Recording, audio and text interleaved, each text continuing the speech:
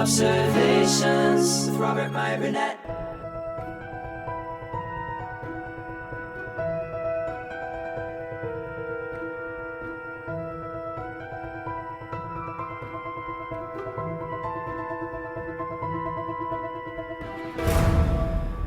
Willow says, when asked about the prospects of a black James Bond, you've said that you'd want them to do something new with the character that would be different from the traditional white character. In general, when there's a quote-unquote minority character, is it better to just have them be there without drawing attention to the fact that they are a minority, or should there be something unique done with the character due to their minority trait, or does that depend on the situation? I think that's a good question. I remember like watching the it's called MI5 here, but in Britain it's called Spooks, and it was MI5. I love that show, and David Oyelowo, who I love, he was in that show, and he played a spy, and obviously he's black, and it was never like it was just his character, and I've always liked him as a performer. I like his voice. I like the way he looks. So in that show, race wasn't an issue. He was just a black spy. But I've often thought, I think Idris Elba's great. I love his voice. I loved him as Stringer Bell in The Wire. I mean, he was incredible in The Wire. I didn't even know he was British. I had no idea. But I think in the case of in our day now, in this weird way, I guess the people want to appear, I don't know. It's bizarre to me that there's all this talk of, we need a black James Bond. I mean, I wouldn't care. I don't care what color a character is if they're well played and well written and well directed. I like people of all shapes, size, colors, and creeds. I don't care if they're characters.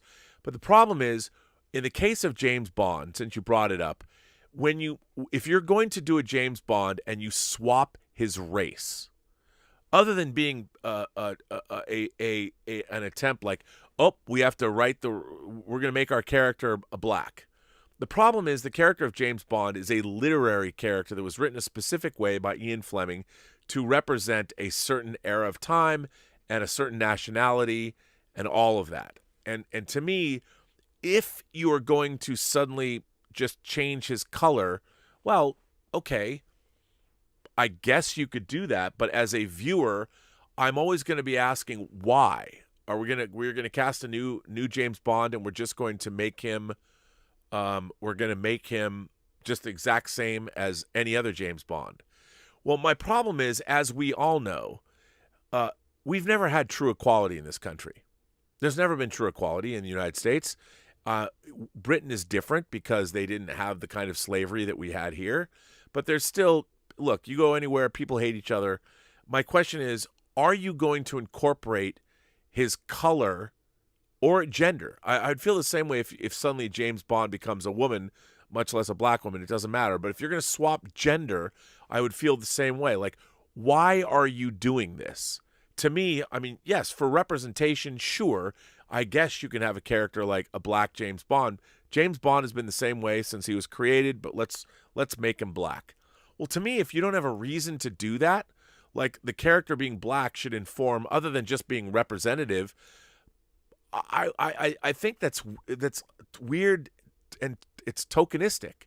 I mean, I would think that, I mean, if I was black, I would want, I mean, me being a Jew, I wouldn't want somebody to just come out and say, well, this character is Jewish now. Well, that's sort of pandering, and I don't, as a viewer, as an astute viewer, I don't need you to make a character Jewish for me to suddenly feel I'm being represented on the screen. I don't need that. And if you're going to bring Idris Elba into doing something, Idris Elba deserves having his own thing. Like, I would think that Idris Elba, like I would want as a viewer, if Idris Elba was turned into a kick-ass spy, I would want something that belongs to him, as opposed to him being in a long line where everyone's going to say, well, historically, James Bond was always a white man until Idris Elba came along.